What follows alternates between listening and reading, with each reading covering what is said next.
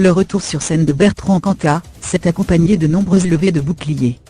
Les associations féministes et leurs alliés, eux, essaient en lui le symbole des violences faites aux femmes et dans son exposition, en une des inrecuptibles, par exemple, une provocation. La famille de Marie Trintignant, morte sous ses coups en 2003, en souffre. Et il y a le suicide en 2010 de celle qui fut l'épouse de Cantat, Christina Radi, la mère de ses deux enfants âgés de 15 et 20 ans, Alice et Lilo. L'enquête autour de cette mort brutale a été rouverte par le parquet de Bordeaux, le temps d'étudier les nouveaux éléments remis par l'avocate Yael Mellul, présidente de l'association féministe Femmes et Libres. L'avocat du chanteur, maître Antonin Lévy, contre-attaque en dévoilant des extraits de la lettre de suicide de Christina Radi. Lundi 4 juin 2018 sur BFM TV, face à la journaliste Rutel Krief, Antonin Lévy brandit cette lettre de 2 pages. La famille de Madame Radi a été contrainte, et vraiment ce n'était pas de gaieté de cœur, de venir dévoiler les termes de la lettre, explique l'avocat. Quand on dévoile les derniers mots d'un suicidé, ce n'est pas par plaisir, mais parce qu'à un moment, on ne peut pas laisser dire tous les mensonges. Les parents de Christina ont publiquement, encore récemment, apporté leur soutien à leur ancien gendre. La réouverture de l'enquête repose sur des conversations entre Yael Mellul et la compagne d'un ancien membre de Noir Désir, qui font état des violences supposées depuis longtemps de Bertrand Cantat, comme celles rapportées par l'enquête explosive du Point parue en novembre 2017.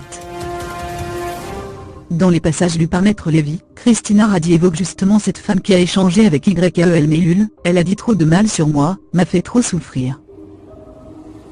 Pour autant, Radi n'est pas à tendre avec le père de ses enfants, qu'elle qualifie dans cette lettre de dépositaire exclusif de souffrance. Merci aux cris incessants et aux accusations de Bertrand, écrit-elle. Pour autant, Maître Antoine Lévy martèle, parfois, la raison pour laquelle on ne trouve rien, c'est qu'il n'y a rien.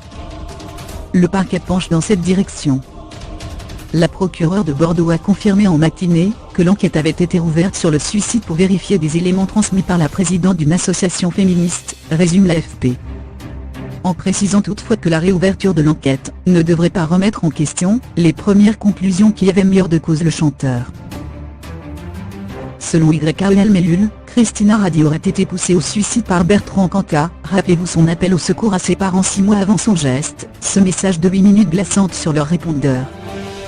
En 2014, l'avocate avait porté plainte pour violence ayant entraîné la mort sans intention de la donner avec le soutien du dernier compagnon de la défunte. C'est à cette époque que les parents de Christina Radi se sont désolidarisés de toute action en justice visant le père de leurs petits-enfants.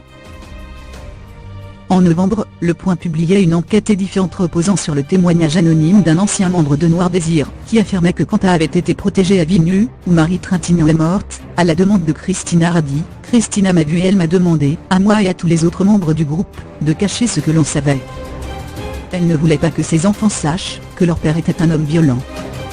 Je savais qu'il avait frappé la femme avec qui il était avant Christina. Je savais qu'il avait tenté d'étrangler sa petite amie, en 1989. Mais, ce jour-là, nous avons tous décidé de mentir. Nous étions tous sous son emprise. Et nous pensions qu'il se soignerait. Denis Barthes et Jean-Paul Roy, batteur et bassiste de Noir Désir, ont exigé des excuses de l'hebdomadaire. Serge Tessauguier, guitariste et dernier membre du groupe, s'est dit excédé de toutes ces histoires qui ne le regardent pas.